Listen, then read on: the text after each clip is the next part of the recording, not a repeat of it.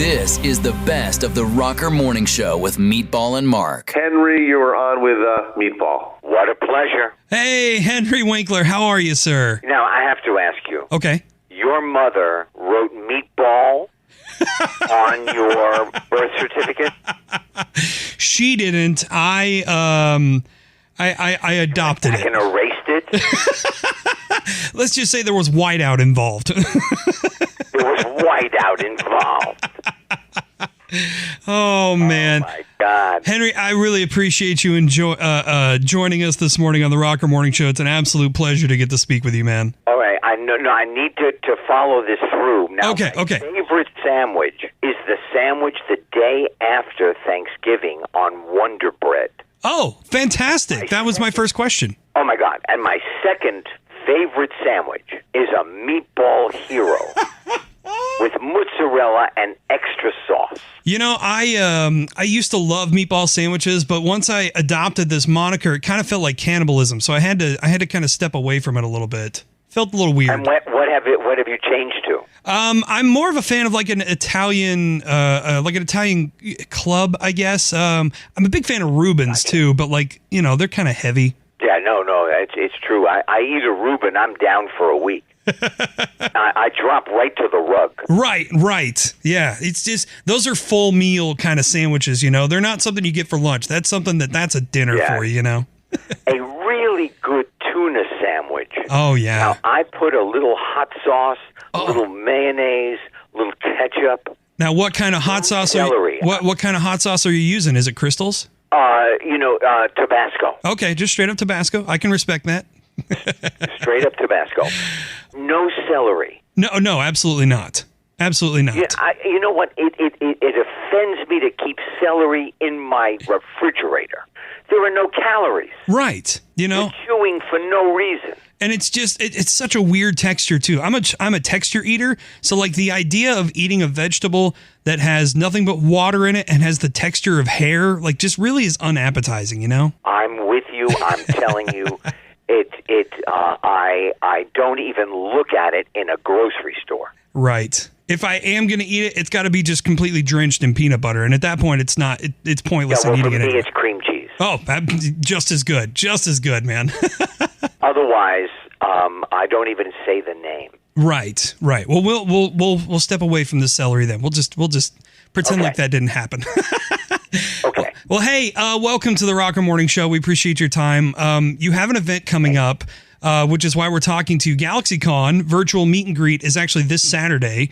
You're doing one-on-one interviews with fans. You're signing autographs for them. How much do you enjoy doing these fan events?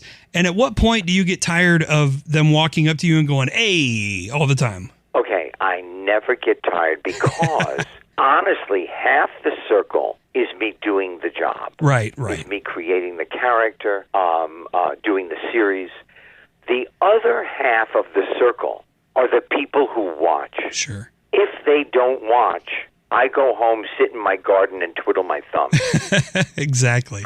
So at a GalaxyCon, usually I travel around the world and I meet the people eye to eye.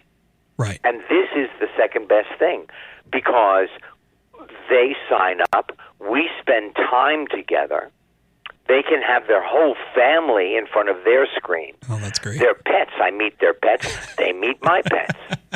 They have questions. I get to ask people stuff about them.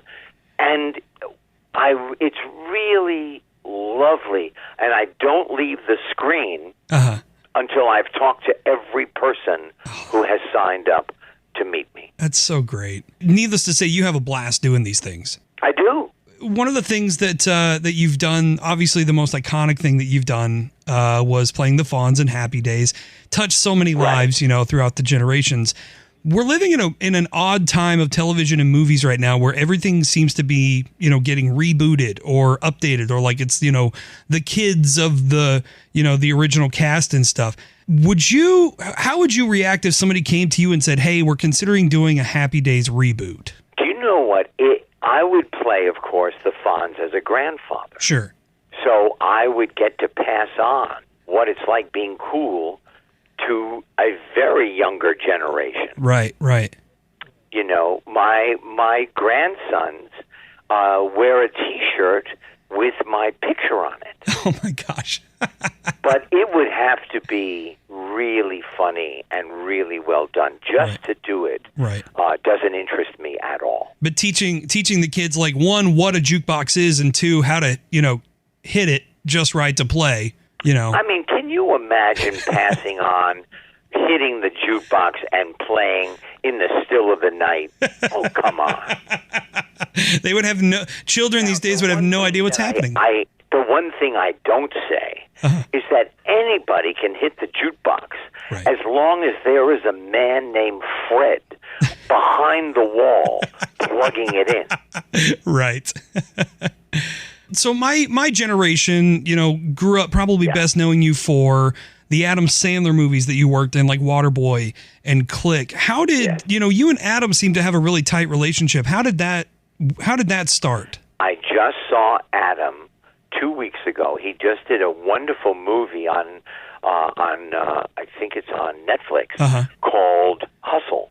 Yeah. Where he is a devotee of sports. He loves sports. Yeah. And he called me up and asked me if I would interview him in front of 500 SAG members who had just seen the movie Hustle. Yeah. And so I love him. I respect him. I am shocked by the way he dresses. I consider him a fashion icon, honestly.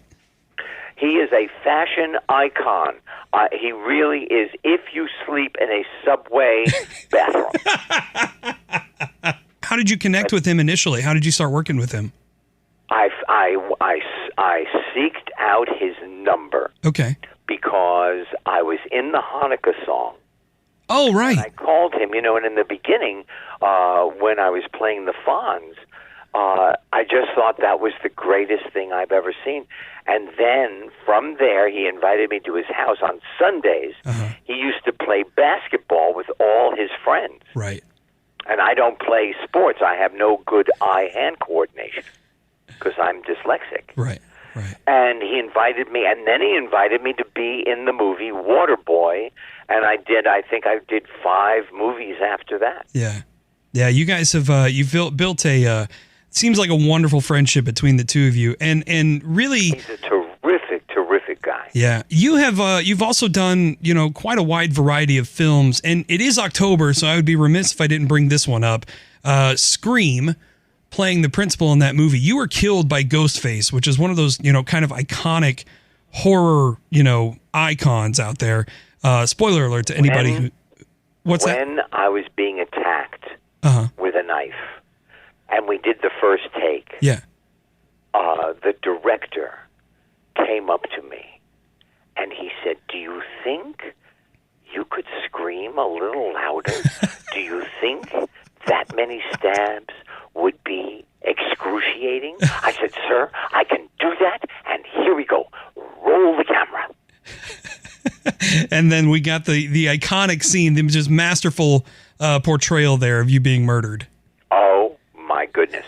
Now, here's the great thing. Okay. They did not want my name on the movie because I was the Fonz, and they thought I would break up the rhythm of the horror. Really? Wow. Now they show the film, and all of a sudden, the people are now going to take notes and tell the producers what they think. It's a test screening. Yeah, yeah. And I got applause when I walked on the screen. Oh, that's great. The same producers who said, "We're not putting your name on it," said, "Hey, would you do press for the movie?" Hey, learn their lesson on that one. Henry, I really appreciate your time, man. Thank you so much for this. Meatball, I'm going to come back to you one day. All right. We'll see you then, Henry. Thank you again. You bet. Live weekday mornings from 6 to 10 and on demand in the Rocker app. It's the best of the Rocker Morning Show on 107.7 RKR.